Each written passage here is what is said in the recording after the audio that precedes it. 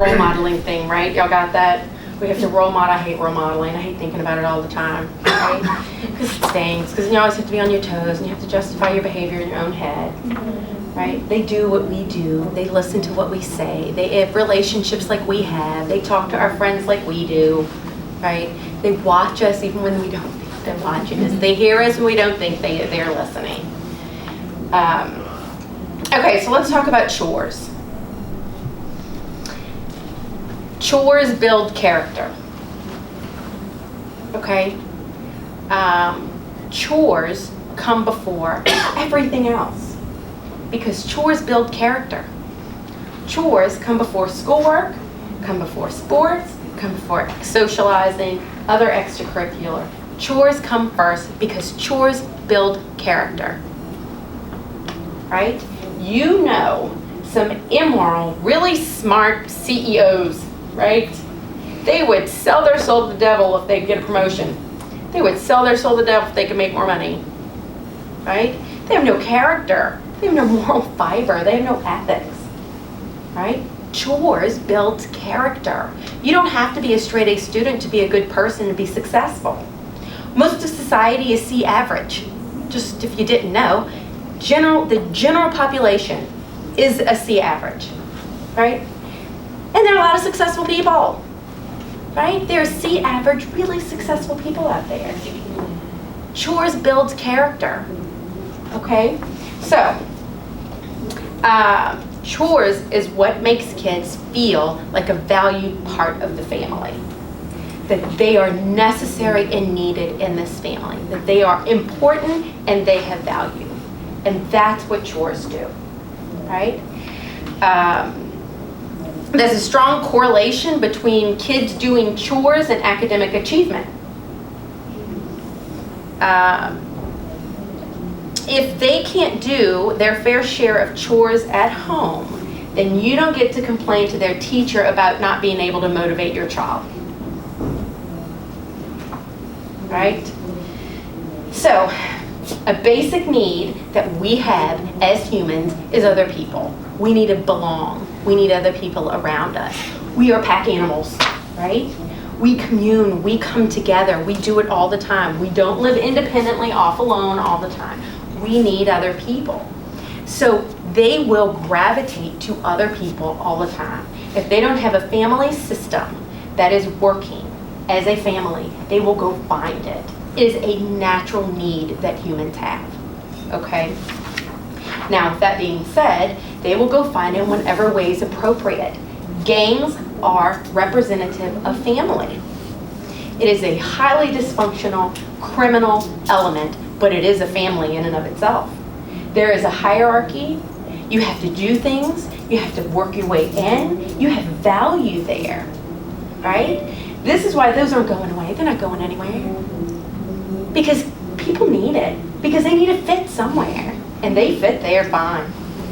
Right? The same is true for sororities and fraternities.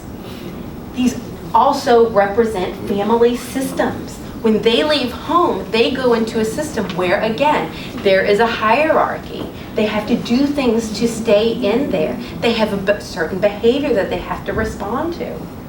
This is all representative of the family system, so it is really important for them to feel like they are a needed and necessary part of the family, and chores does that.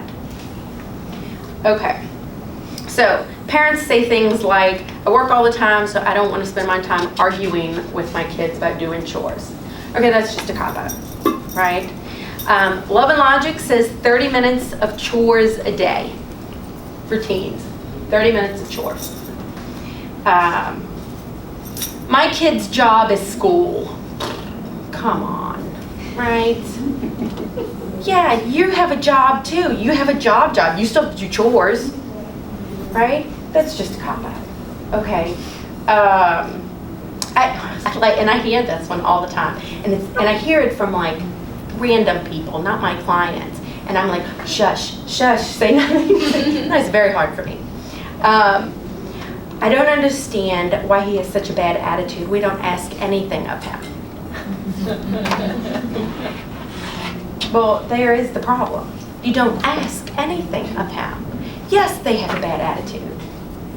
Yeah, they're living like honored guests in your house, right? Your child should never be an honored guest in your house. They have more value than that, right? They need to feel needed and loved and like a part of something really special, which is your family. Okay, he's so busy, there's no time. There's no time with his schedule and school and after school activities and sports, there's no time. These are just complete cop-outs, okay? You always manage. You manage, and you got a lot going on, right? You manage to get it all done. They need to figure it out. And it comes first. Chores come first. I think it made my son's head explode the other day when he's like, oh, but I have all this homework to do and you still want me to unload the dishwasher? And I'm like, yeah. Well, you saying that unloading the dishwasher is more important than doing my schoolwork.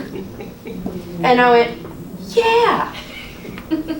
Yeah, get it done. I don't care how late you have to stay up to finish your homework, but you gotta get the dishes done. And then we were done, and then he got the dishes done. Right? And he did not stay up all night to get his homework done. Okay. Chores need to be for the whole, not just for them. So their chores cannot be to keep their room clean, right? That's self-centered. It only serves them. That's not what I'm talking about, right? I actually don't care what their room looks like. If you can shut the door, shut the door. Who cares what it looks like in there? The only rule that I have about the room is that there isn't food in there because I don't like critters, right? I don't want that to happen. Other than that, why are we stressing out about a room? You just shut the door, right? This is not where you entertain, is in your child's bedroom, right? So the chores need to serve the whole. So serving the whole chores are dishes, cooking, vacuuming, dusting, laundry, cutting the grass. And none of these things are paid. This is not what I'm talking about, right? This is not, now you can if you want to, but that is not what I'm talking about, right? Chores are about being a part of a family. That's just what we do. Now, if they want to earn money and do other things, then that's different. Like they earn money in the spring by weed eating the landscaping, right? That's different. Pay them for that. Or, doing baseboards, that's not part of the normal cleaning, or doing windows or something. Those things can be paid for. But chores that are every day and about participating in your family, that's not paid. That's just what we do. Now, if you want to pay kids and give them some kind of allowance, then give them the allowance. Just give it to them. If you want it to be a lesson about money and management and that kind of thing, that's fantastic, right? They should learn about that. That should have started years ago. Then give it to them and help them manage the money and make it a lesson about money, right? And it can be about schoolwork, it can be about something else, but it cannot be about chores, right? Because this is what we do. This is part of being in a family. Okay. Love and Logic actually says to make slaves of your teenagers. When they complain about it, you can say, I hope that you get really good at your jobs so that it doesn't affect your schoolwork, your sports, and your social life. Right? They might say, I was not born to be a slave. I am not supposed to be a slave. I was not born to be a slave. And that's when you go, but you're part of the family, and we all have to do stuff. I hate chores. I hate cleaning. I hate doing it, right? And now I've told them since they were little, that's why we had you, because I don't like doing it. Somebody's got to do it. It's got to get done, right? I don't like it as much as you don't like it. So, but it still has to get done. So we have to do this, right? Okay. Empathy. Empathy keeps kids thinking, okay? Empathy is what you do first before there's a consequence. We really like them thinking as much as we can. Confusion is not a bad thing either. Confusion means that they are thinking. They are forced to think when they're confused. That's great, right? So, anger usually comes first for us, especially when they're on purpose trying to make us angry. So think of something you're going to use consistently over and over, right? Like, oh no, and oh man, and oh, what are we going to do? Or that's not good, right? But remember that it's always sadness and not sarcasm. Sarcasm is anger. It's the same thing. I am the queen of sarcasm. I struggle with this all the time because it comes out as sarcasm first. And then I'm like, that didn't go well. And then I just know, okay, so next time I'll try not to be sarcastic when I say that. Because then you just bait them, right? Then then it's just like arguing. It's the same thing. Delay the consequence. These are not mice, right? They're not animals. They're not dogs. They're not in an experiment. They have thinking that goes on for days and nights. You don't have to give a consequence in the moment right then. You can delay the consequence as long as you like. They will remember, right? They were remembering it too when you told them they'd get a cookie. They remember that to the end of the day. You said I could have a cookie, right? They will remember. So delay the consequence because you're going to get stumped, right? They're going to do something and you're like, I got nothing. Nothing is coming to me about that. I have no idea what to do. And say, I have no idea. There will be a consequence, but right now, I got nothing. I'm going to have to figure this out. I'll get back to you. Don't worry. Now, the best thing to say is, don't worry, because that's what they'll do. And that's what we want. We want them to be thinking about their behavior. That is fantastic. You haven't even done anything yet. Right? You're still trying to come up with the consequence. And then you said, don't worry, and they're like, whoa, that certainly means worry. Right? Now I gotta worry about what they're thinking, and that's awesome. So, call somebody, really. If your kids are stumping you, you don't have to do this by yourself, right? Call your partner, call your friend, call the neighbor, call your mama, call whoever you need to call, and kind of work through it. Figure out what's going to be best. Sometimes we got nothing, okay?